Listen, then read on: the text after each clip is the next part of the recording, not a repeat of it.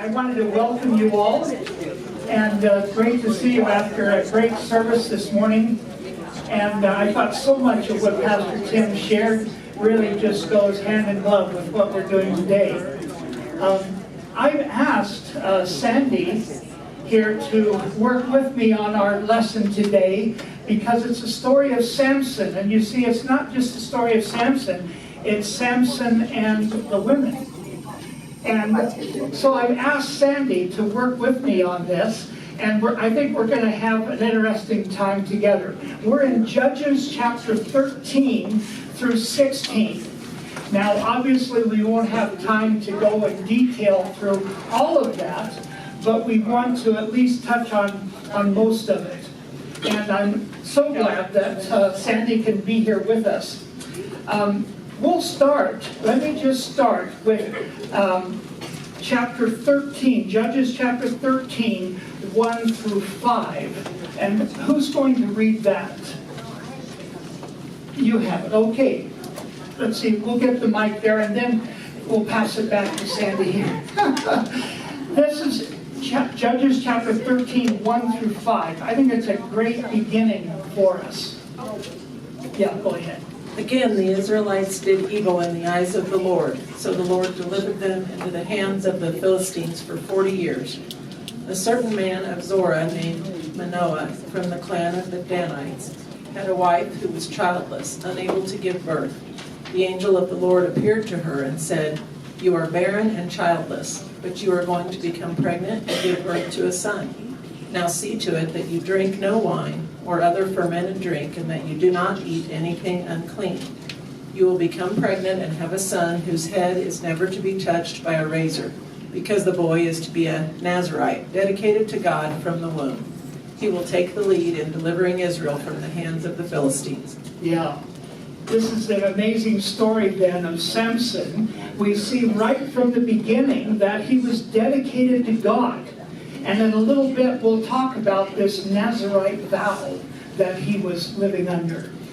It's really great to see. When I think of Manoah and his wife and the announcement of Samson's birth, who can think of other people who an angel announced the birth of a child? There are about 3 or 4 examples.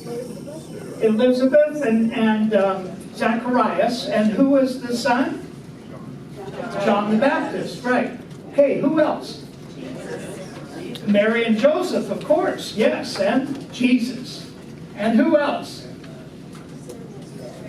Sarah, yes. And who were the parents? Maybe you don't know the parents. Elkanah and Hannah. Elkanah and Hannah. And then I think there's one more. Abraham and Sarah. And the birth of Isaac. Now what I'd like to do is, we'll pass it over here, Cheryl, to Sandy, because Sandy has a great introduction here for us on the whole story. Well, when he called me, he asked me if I'd give the woman's perspective.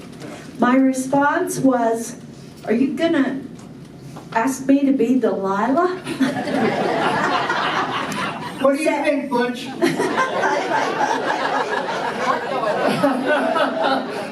Your tongue is tied, right?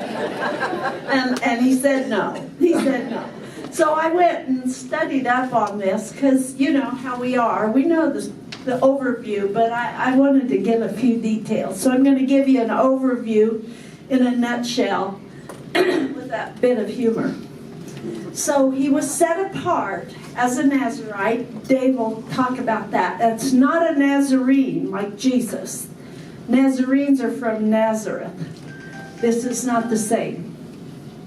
He went traveling, took a little vacation to Timnah, and he saw. And he said, "Mom and Dad, I like her. I want you to go get her for me." Son, please. Don't you think you ought to marry within your own clan? No, I want her. And that gives me just a little thought of maybe a spoiled brat, only child. I don't know.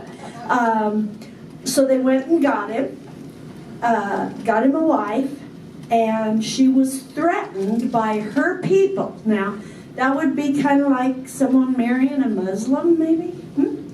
Wife was threatened by these people, so keep in mind that they said, we'll kill you and your family if you don't go get the answer to the riddle he gave us. We'll get you. So she cries and moans, if you really loved me, honey, you would. Have you heard of that before? So Sam gives in. He breaks down. He gives the answer. She turns around and gives it to the Phil guys, and Sam is mad. He goes out and kills 30, went home to Mommy and Daddy, and left her. But then he got lonely, and probably horny. He went to his wife, but her daddy said, you can't go in there, can't go sleep with her, I've already given her to your best bud. So the Phils, so he gets mad. He goes and finds foxes, ties their tails together, lights the lamps between their tails on fire, and sends them out to destroy the crops and burn all their crops up. Think that'd make them mad? Oh yeah. So we're getting a lot of revenge here. The Phils went up and burned that wife and her dad. So they're getting back at each other. Sam's revenge for that, he kills a whole bunch of them, and then he runs and hides in the cave of Etam. Then the Philistines come to Judah to go get him. The Judeans go get him out of the cave of Edom, and I lost my place. So they tie him up, take him to the Philistines, deliver him. He broke loose from them with a heavy ropes, used a jawbone of a donkey, and killed 1,000 of them. He ruled Israel for 20 years as a judge, not a king, and that's the end of that part of the story. Next part of the story, the prostitute. He took another vacation. He went to Gaza. Anybody remember that name in the recent news? He slept with a prostitute. Somebody told the leaders of the Philistines, so they go camp outside of the door of the room he's using. But he escapes in the night. He came out in the middle of the night instead of waiting till morning like they were waiting till morning to go get him, and he escaped in the middle of the night and ripped out the city gates to get away. That's the end of that story. Then Delilah. Sam fell in love. It doesn't say Delilah did. It says Samuel fell in love with Delilah. Samson. Delilah stayed loyal to her people, not loyal to Sam. Philistines asked her to find the secret of his strength, bribed her with big bucks, so she whines to him, what's your strength? Was it bowstrings? Nope. Was it new ropes? Nope. Was it the braids of hair made to fabric? Nope. She whines now, the fourth time. If you really loved me, how can you say you love me? And he breaks again. He cracks. He tells her the truth about everything. I was dedicated to the Lord. Does she care? Not. She had dollar signs in her eyes. So she put him to sleep by rubbing his head. Men, you can relate, right? Cuts his hair, and then calls the boys. And here come the Phils. The strength of the Lord, the strength and the Lord had left Samson, so they got him. They came with dollars. They gave it to her. Took Sam, gouged out his eyes, took him to Gaza, put him in prison in bronze shackles, made him grind grain, so he's now a prisoner. His hair grew back, however, and the bros would bring him out to perform for them. What that meant, I'm not sure. Dave may know. But they made a spectacle of him as a blind prisoner. He prayed for revenge to the Lord for his sight. He asked the guide to place him in the central pillars of the temple, heaved, the strength returned, destroyed the temple, killed many, including himself. The end.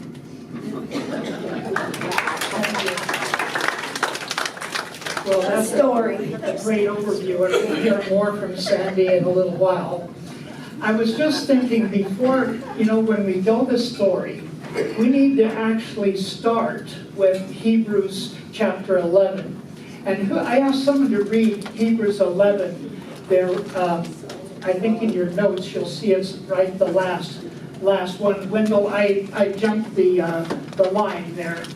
It's Hebrews 11:32 to 34. Who has that one? I do. You do. Sorry, Wendell, over here. I jumped the line. Sorry, Wendell. But I wanted to start with this because Hebrews 11 actually gives Samson's name in the Heroes of Faith chapter. And that's important for us to remember. So go ahead. And what more shall I say? For time will fail me if I tell of Gideon, Barak, Samson, Jephthah, of David and Samuel and the prophets, who by faith conquered kingdoms, performed acts of righteousness, obtained promises, shut the mouths of lions, quenched the power of fire, escaped the edge of the sword, from weakness were made strong, became mighty in war, put foreign armies to flight. Yeah. How important it is for us in the story of Samson to remember that in Hebrews 11, he's actually in that line of men of faith. So that's what we'll be looking at through this whole story, is in what way was he a man of faith? And what was that? Well, it began with before his birth. Actually, as the angel said that Manoah's wife would then become pregnant with him. And I wanted us to look at what was the Nazirite vow. And that is in Numbers chapter 6, verses 2 through 8. It's a little bit longer passage, but I think it's important to read this. Who has that one? Okay, Rick, over here. Sorry, we're jumping around. We'll be back in the sequence again there, Wendell.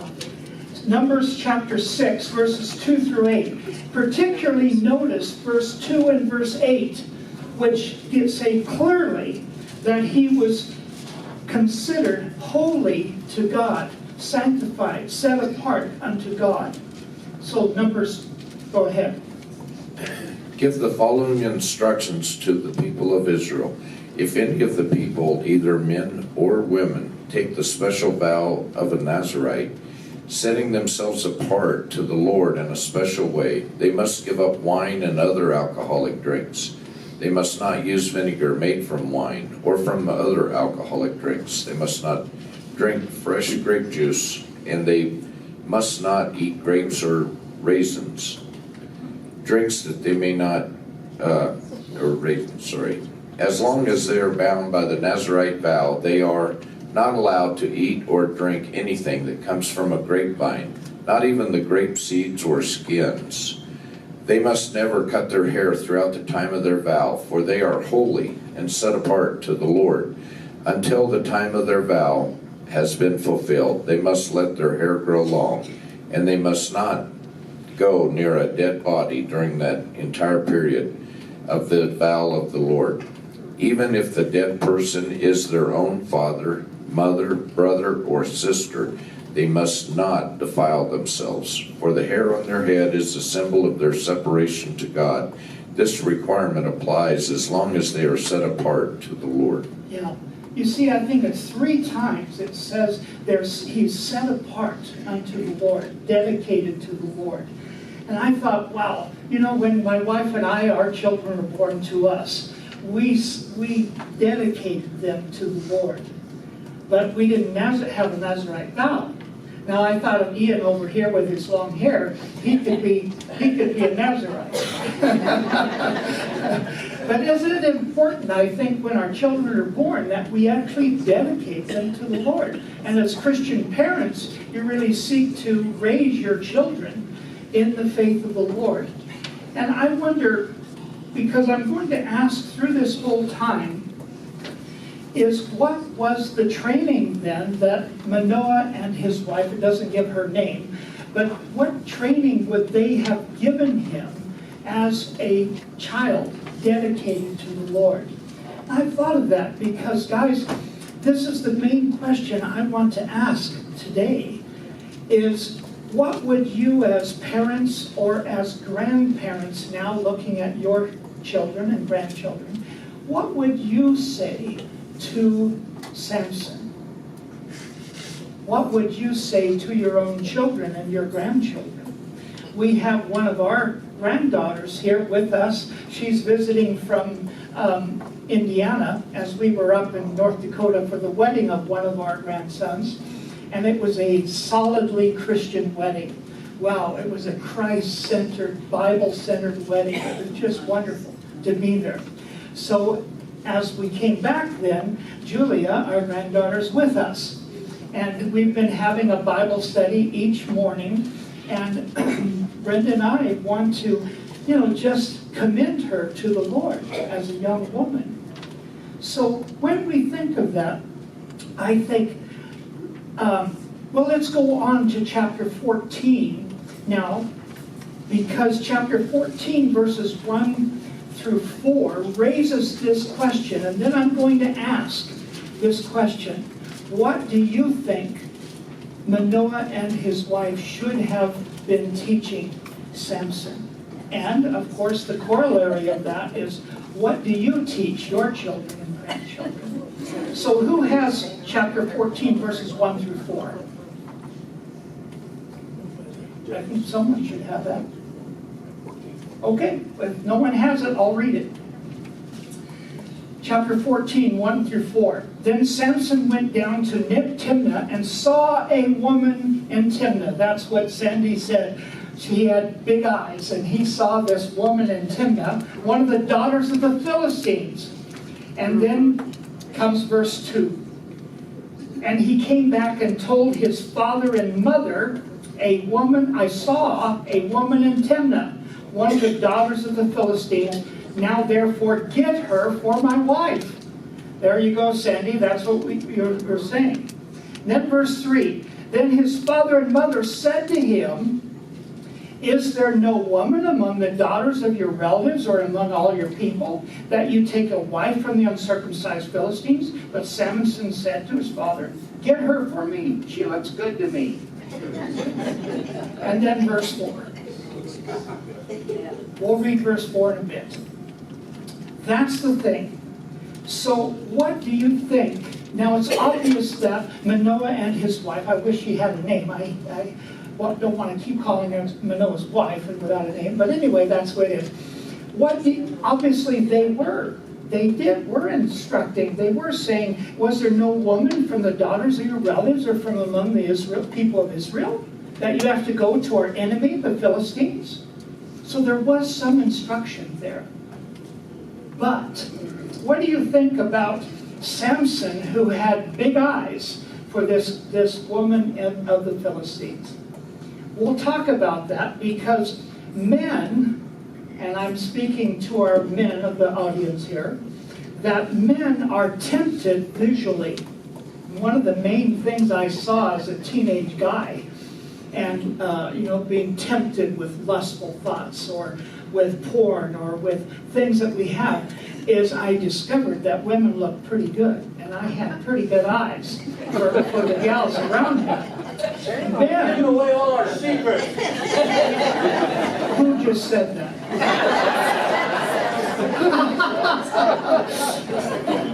Men and I say that with some chagrin, really, is men are tempted visually much more than ladies. Obviously, ladies can have eyes too.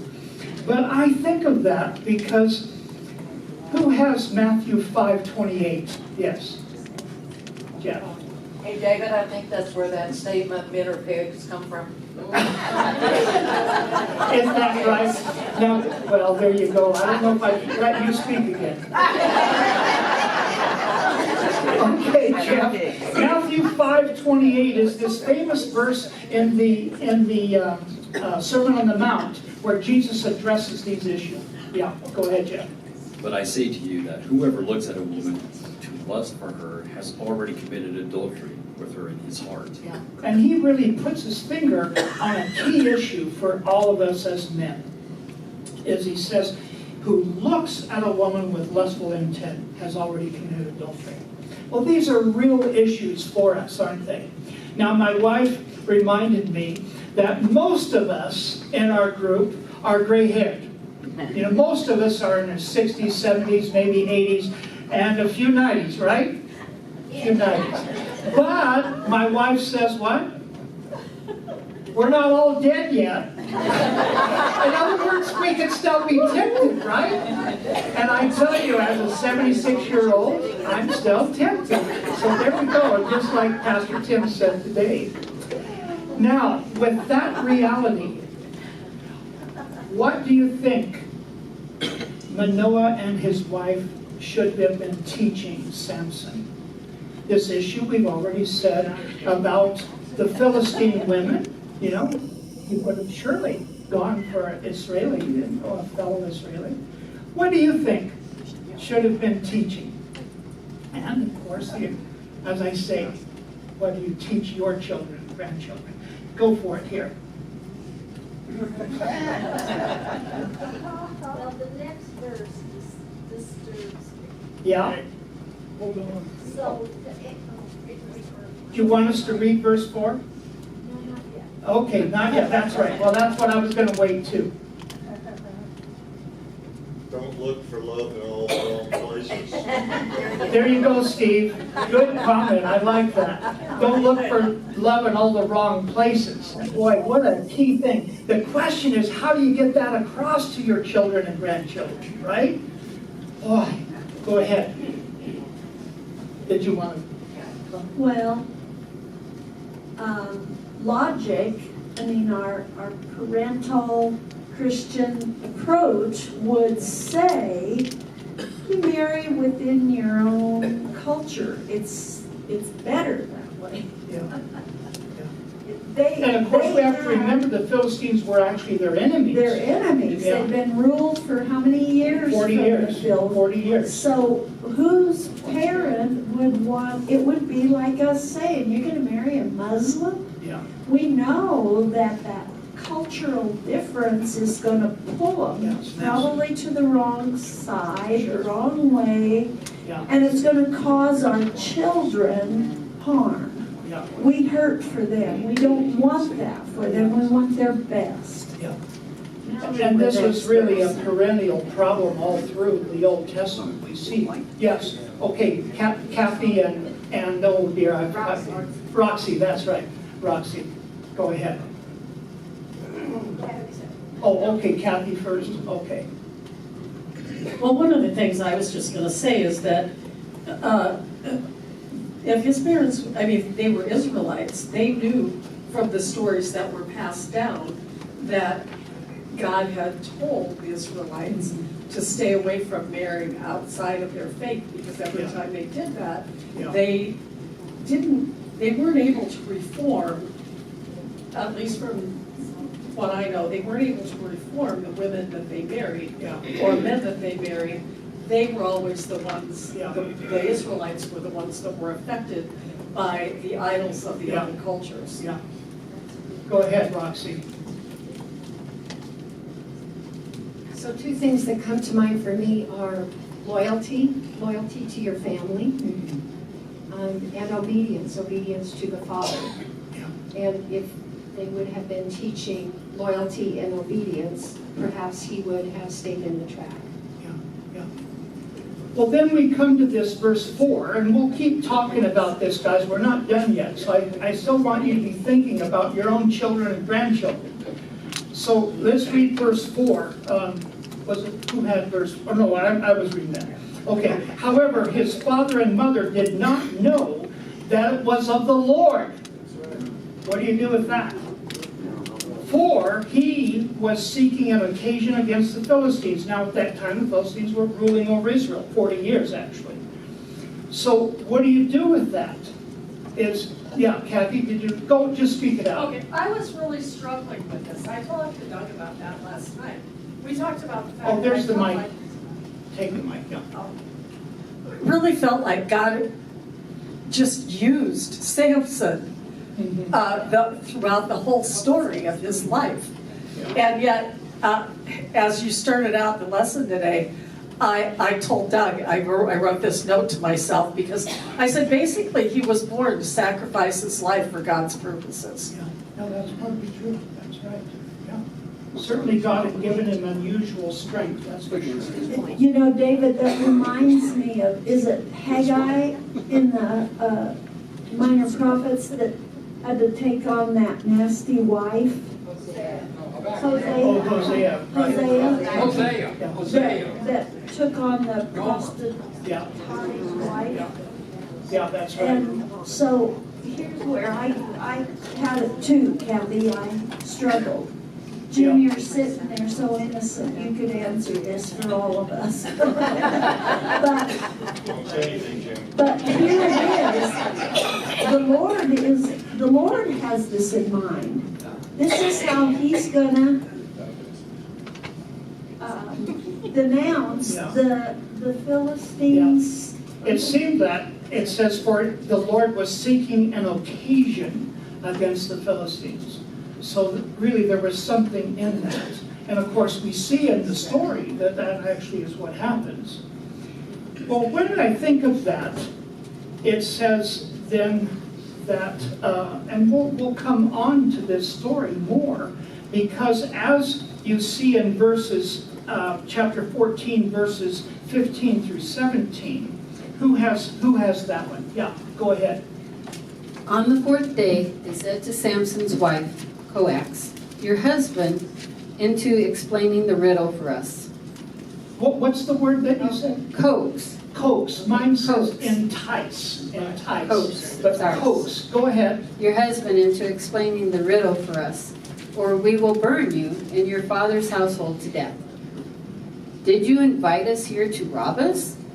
Then Samson's wife threw herself on him, sobbing, you hate me. You don't really love me. You've given my people a riddle, but you haven't told me the answer. I haven't even explained it to my father or mother, he replied. So why should I explain it to you? She cried the whole 7 days of the feast. So on the seventh day, he finally told her, because she continued to press him. She in turn explained the riddle to her people. Yeah, boy, isn't that amazing?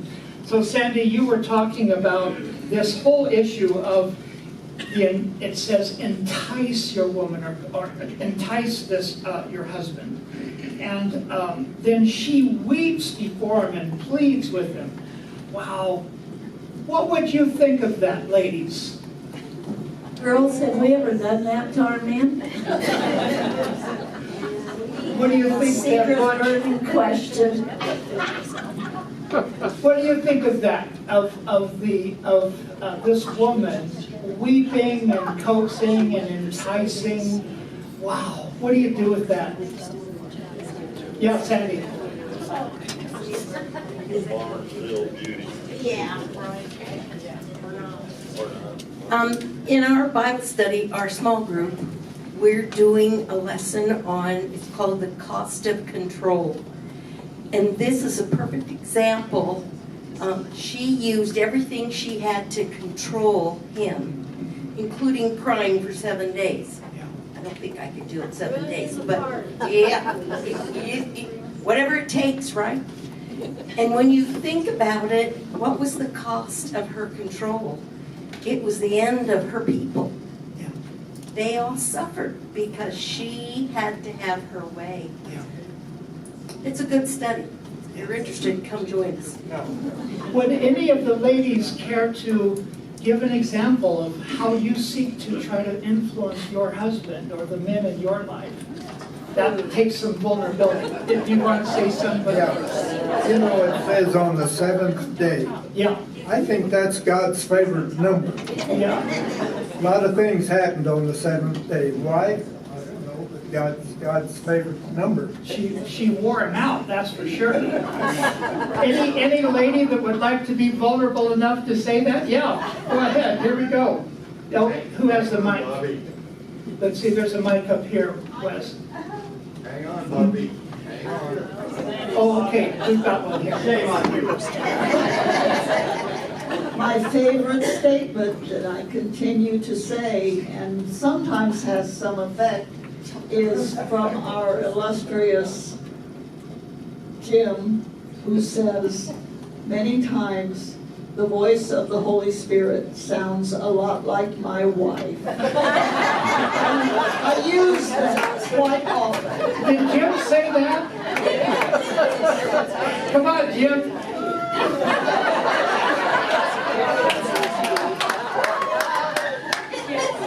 I have the right to remain silent. I just usually don't have the ability. Well, actually, Charles Swindoll is that popularized that quote, that the voice of the Holy Spirit often sounds like the voice of your wife. Yeah, yeah. Because men have a tendency not to be great listeners. Yeah. We're simple creatures, we do one thing at a time. If I'm driving the car and she's telling me things, it goes in this ear and out the other ear. And my father used to say that Jim had a linear accelerator between his ears. That things went in this ear and out that ear. Connie's agreeing with you in the background. Sometimes in marriages you learn if you write a list and I can see the list, I'll do it. Yeah, yeah. I don't always remember when we get home. There's a lot, we're jumping on several topics. Thanks for a second. You know that God, when he said he's seeking an occasion to thwart the Philistines, he's seeking some tools to use. And he allows bad things to happen to good people. Y'all know that? It's true. Bible's full of it. And that's the most number one question pastors ask. Why does God allow bad things to happen to good people? And does God cause everything to happen? I'm going to say no. He doesn't cause all things to happen, but he causes all things that do happen to work together. Good comes out of all things that happen. But not to everybody. To those who are called according to his purpose, he can use. So you can see here Samson. Now I used to preach that. I did this, Steve. I used to tell people that Samson had a giant body and a pygmy brain. And one day somebody said, you know, we're going to get to heaven, you're going to meet Samson. I'm going to shake out and he's hurting. But, so we're seeing Samson here, I think, as a regular guy. He's a broken and fallen human affected by the fall. He's got his problems. We see Delilah as a very fallen person, caught in horrible situations. So we have God doesn't cause everything that happens. A lot of things happen that God wishes didn't happen. God allows things to happen. Sometimes he stops things from happening. That's true. Sometimes he allows a lot of things to happen, like the flood, like the whole fall, lots of things. Then he uses bad things. He lets bad things happen to good people, but he uses those things to make good come out of us. It's really tricky to see this warp and woof. That God's purposes are above our purposes. His ways are above our ways. His thinking is above our thinking. We try to figure out, God, you can't do it. And then you throw in Hebrew and the ancient Near Eastern language that we have to translate not just the words, but the culture. And y'all know that, I'll give you one example and I'll hush, but this is on this topic, I think. God caused Pharaoh's heart. Remember that? Okay, the same language would be used that the farmer calls the cow to eat the hay. Does that mean the farmer took the hay and jammed it in the cow's mouth? No. The farmer threw the hay in the field and the cow picked it up and ate it. So causation in Hebrew is not as strong as we might say it caused it to happen. God caused Pharaoh's heart to harden could be translated. Causation, by the way, is a verb tense. We don't have it in English, but I can't make a parallel. You know, I throw the ball, I cause the ball to go. That's very strong. The ball had no choice, it went, right? But the farmer caused the cow to eat is a lighter context where the farmer put the food in the field and the cow had to pick it up and eat it. So it's almost like God gave Pharaoh the opportunity to mess up, and Pharaoh took it. Okay? So now we come back to Samson, same thing. God's looking for an occasion. Did he cause Samson to make these mistakes that he made? Did he cause Delilah to make those mistakes? It's hard to say, but he uses them, right? So we're in a deep, you have a deep discussion of the Samson story. Yeah. I'll bless you. Yeah. Thank you, Jim. Yeah. But they didn't put the notes, feminine wiles. Feminine wiles. And I thought of that because when we think of this woman in chapter 14 and then Delilah in chapter 16, I think it's worth just looking at that a little bit. Because feminine wiles, I looked it up in good old Google, you know, and it said that feminine wiles refers to the ways of persuading someone by deception or trickery. And it is a manipulative approach, achieving a desired outcome, sometimes described as a form of feminine charm or appeal. And the term suggests that a woman might use her perceived feminine qualities to influence or control others. Well, I thought of that with this woman in chapter 14 and then in 16. Is this woman, these two ladies, are using their feminine wiles. Feminine wiles. I thought of that with my dear wife, and I'm going to use her as a little, she doesn't like when I do that. But, you know, my wife, she has a way of persuading me that is very quiet and unassuming. She doesn't do, you know, she doesn't kind of bat her eyes at me or something, but she has a way of just influencing me that I really love over the years. Kind of a quiet, feminine wiles. And I thought of that because when we're thinking of this woman in chapter 14 and then in chapter 16, to me it's the perversion of all that should be and God's purposes for women to be lovely, kind, and influential. And influential. Oh, Sandy, you're laughing over there. Do you have an example? It's her job, that's right. It's her job. Well, I thought of that because, you see, the important qualities of many of our ladies are beauty, sensuousness, intelligence, self-assurance, and persistence. And all of those things you see in these stories, but they're really the perversion of those things to the wrong ends. To the wrong ends. Out of what? Out of disloyalty. Yeah. They didn't join their husbands, and that is so right. Yeah, I thought of that too. One of the main things I realized as I married my dear wife is she was on my side. You know, and we stuck together over the years. Well, I thought of that because, you know, for a woman to use her beauty and her ideas, her influence in her husband's life and the men around her is such a key thing. Such a key thing. I thought of you, Carla, as an actress and all that you do to influence people around you. Would you care, Carla? Let me call on you. I don't think you're too embarrassed to speak out here. But how do you know, when you think of, as an actress, all that you do to influence, but then also in your home with your husband, how do you handle that? I wear a different color wig, you know. If you don't know, Carla is an accomplished actress, and over many years now, and actually John has been too. But I thought, Carla, just in terms of, you know. Well, I use my humor to persuade him to do stuff. So, you know, because I'm a comedian, I know that's hard to believe, but, I don't know, it's just, I'm real low-key, and. You're low-key in the home? Oh, really? That's hard to believe. We'll hear from John next. Okay, John. I better not go though. Okay, good guys.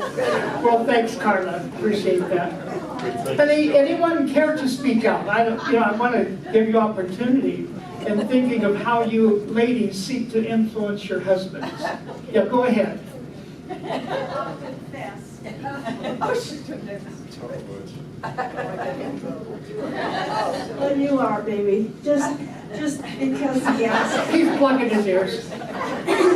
So we have a difference in our home, and that is that Butch does not like pets inside.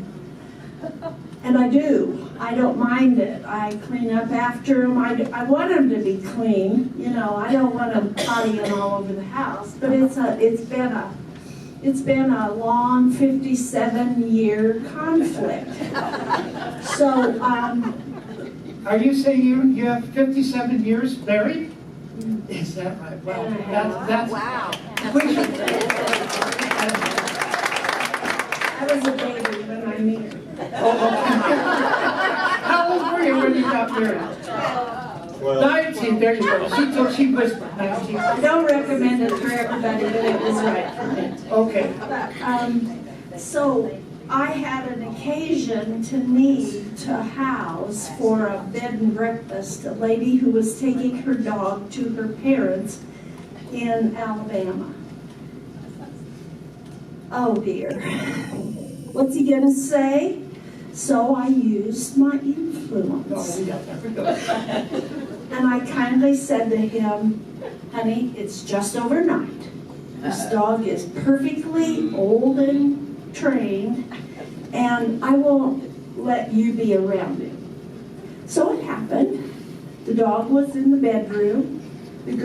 I told the girl, this is dangerous. We're in dangerous territory. I'm not going to get killed for it, but he's going to be unhappy about it.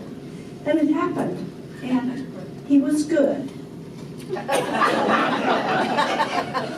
I had to use strategy. 3 days later, I wanna host a doggy for my friend who is poor, who needs to go to her granddaughter's graduation in Texas, and she can't find a place to keep her dog. So again, I used the same influence and said, honey, he'll just be here for a little while. And it worked. Did you see some examples there? Yeah, there you go. Okay, guys, that was great. Thanks, Sandy. I think you still have it. Great to hear. Anyone else bold enough to give an example? I know it's go ahead, Steve. I'm always just want you to know, guys, always be careful what Steve's going to say. This is mine. We had a little feral cat out in the pucker brush, and we'd see the little black and white cat run around once in a while. Then one day I noticed there was food on the porch. I go, what's this?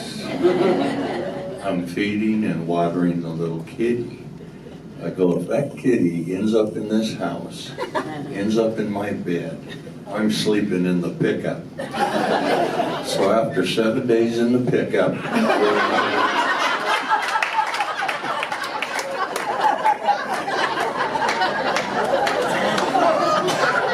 Steve, my cousin calls those white and black kitties with a fluid drive. That's not very smelly. You know, I think God, in Scripture, He said, you men are too stupid. I have to make the wife beautiful so you take your eyes off of each other. Okay, yeah. And so, but I don't mind dogs in the house for just living. but when they are, they have to behave. Yeah, yeah. I took this one puppy, I was sitting on the easy chair. He came and I petted him and he jumped up on my lap and I said, buddy, there's a room for you. And I'll be nice to you, I'll rub you. But you know what? He's set just as pretty as can be. Good, good. But I don't like him running around. Yeah, I believe it. Let's go on, guys. Judges 14:18. Judges 14:18. And this is, my wife wanted me to be sure I read this one. Because, just the comedy of it, I think. So the men of the city said to him on the seventh day when the sun went down, this is with that riddle, you remember the riddle. And it says, what is sweeter than honey? What is stronger than lion? Oh, they thought they had him. But then he said, if you had not plowed with my heifer, you would not have found out my riddle. So my wife always has a good chuckle over that, but if you're not plowed with my heifer. So she said, I guess I'm your heifer.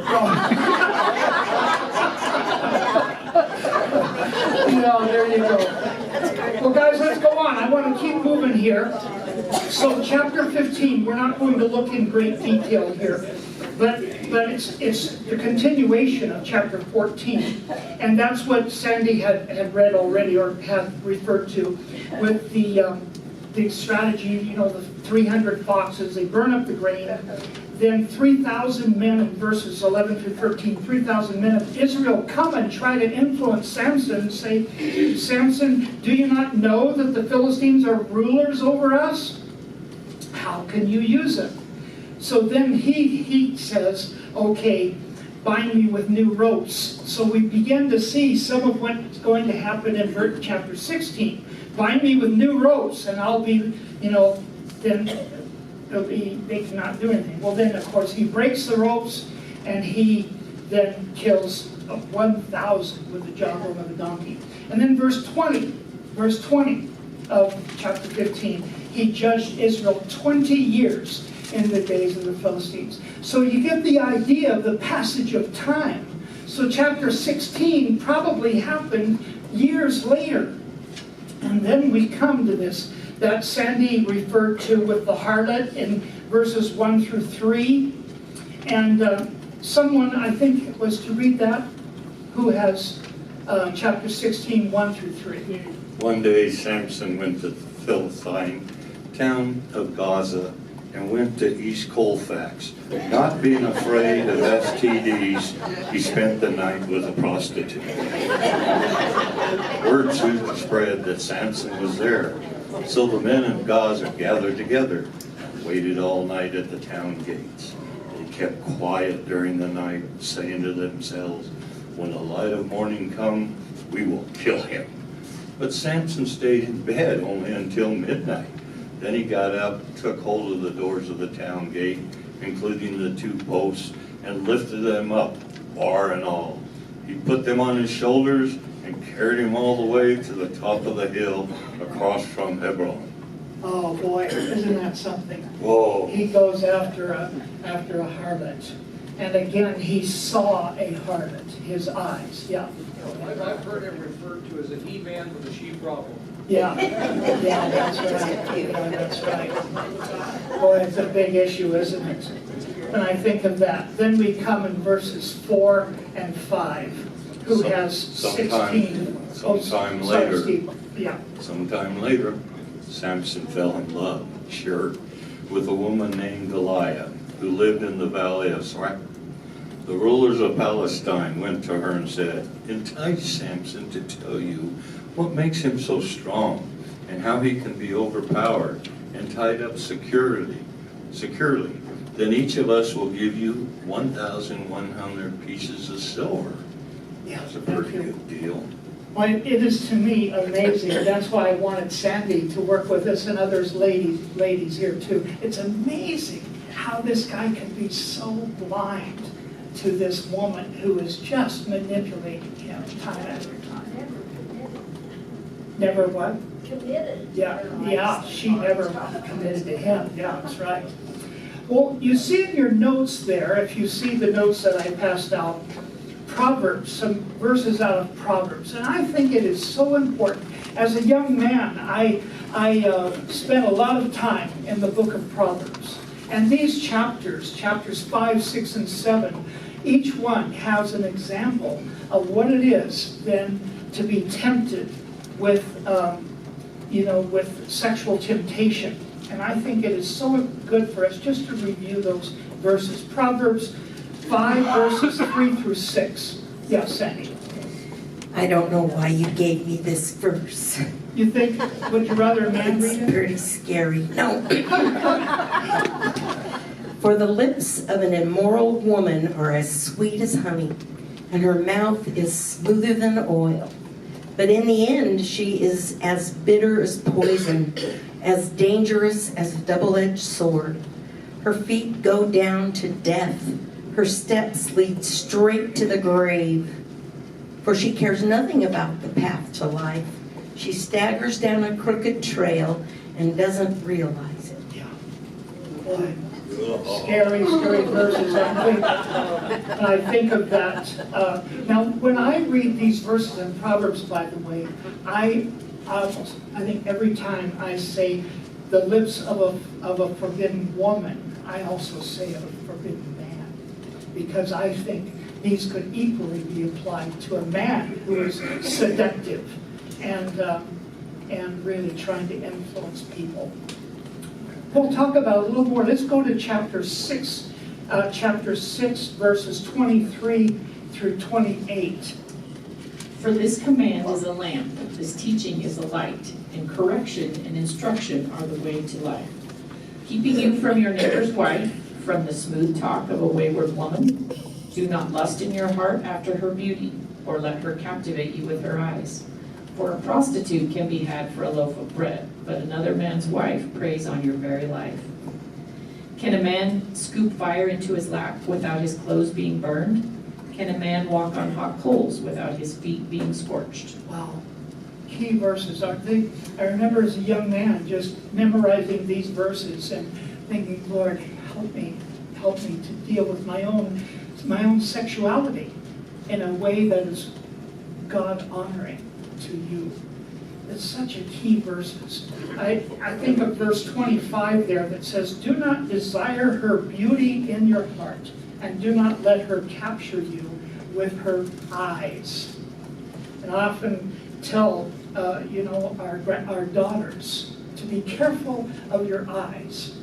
In many of the countries of the world that we've worked with, across the Middle East and the Balkan countries, a woman never looks at a man directly in his eyes. Women there learn to lower your eyes. Now here in our culture, that is not common. But I often think there's real value in that, because a woman's eyes are really very tempting.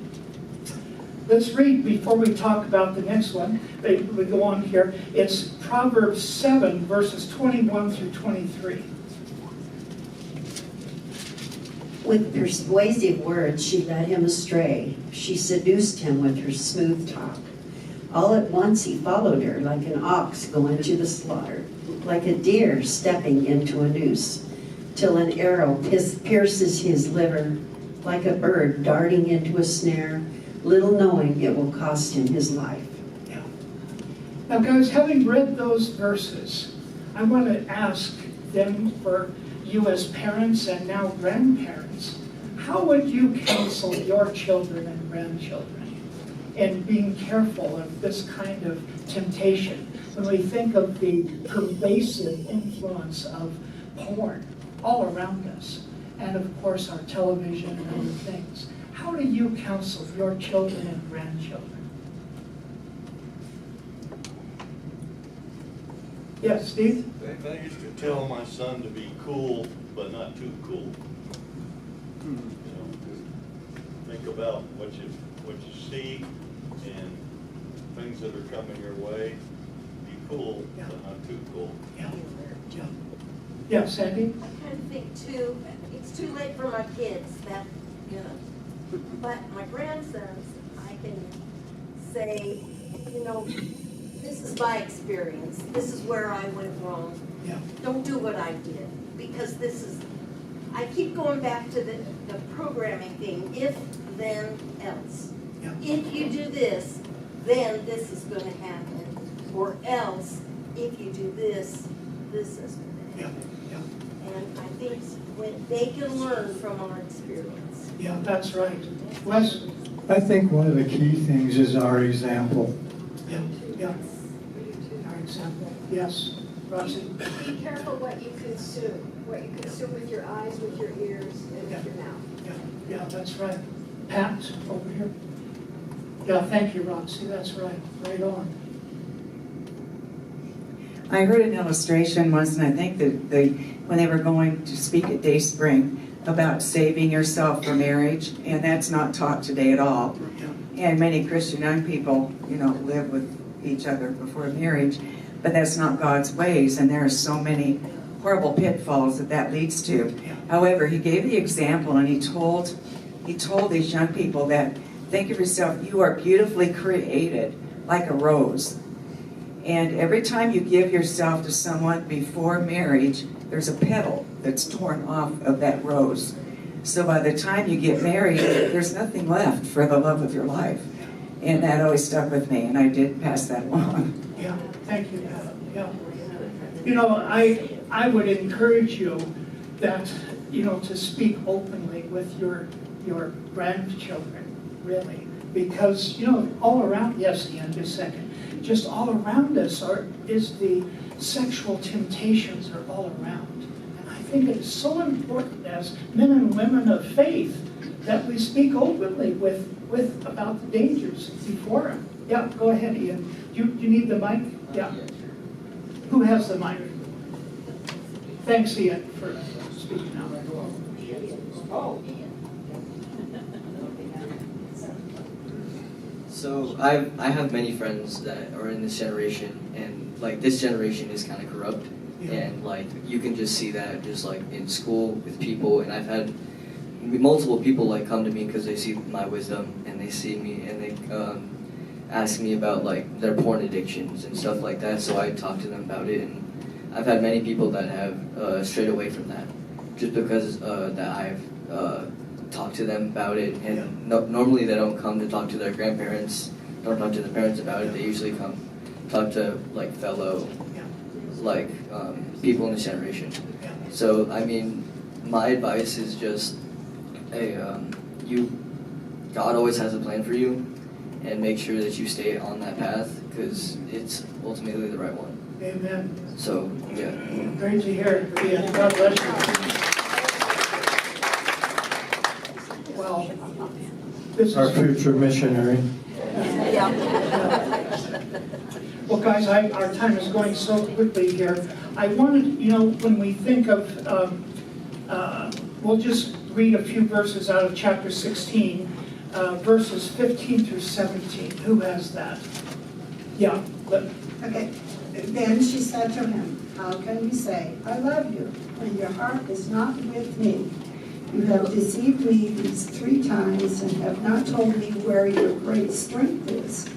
It came about when she pressed him daily with her words and urged him that his soul was annoyed to death.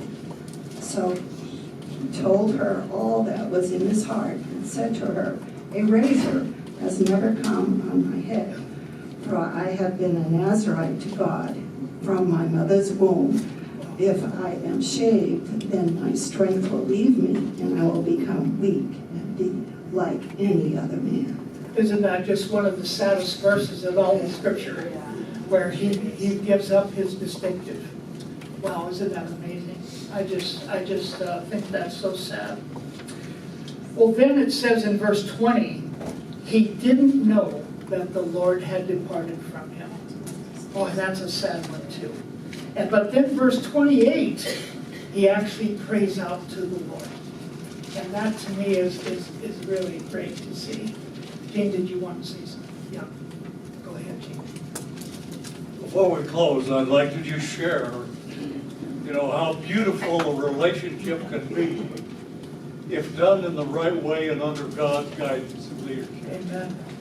I want to prepare you for something. When we close this thing, the next thing that's going to happen is that Pam Hungenberg is going to run over to me and give me a kiss. I tell you that because a lot of people wonder about what is going on. Pam and my eyes never meet before we share a kiss, a holy kiss. And we have developed a relationship that I would like to be able to share with my grandkids. Sure. That there's a right way to do things and there's a wrong way to do things. Amen. And when you develop a relationship over the years that is so healthy and so right, and we tell each other, I don't know how many times I've told Pam, I love you. And I do it right in front of my wife. Because she understands what that relationship is. If our grandkids could have the kind of relationship that really shows the depth of what love is all about, it extends beyond that relationship between a husband and wife, and it can become a very beautiful thing. So I have prepared you for what I know is going to happen. There you go.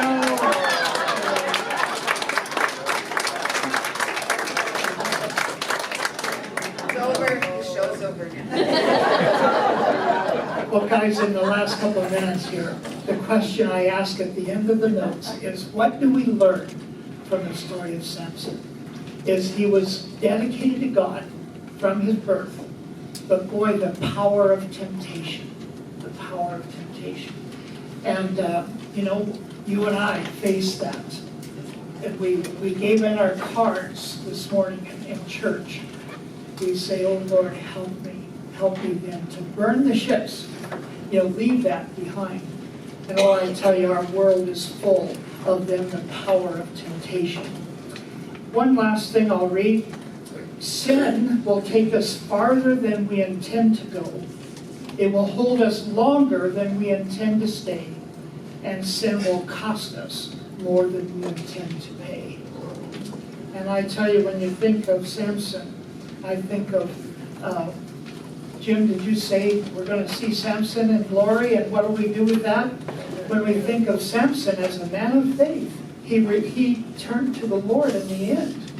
And I have to say, it doesn't say that he repented before God, but I would take it that he did.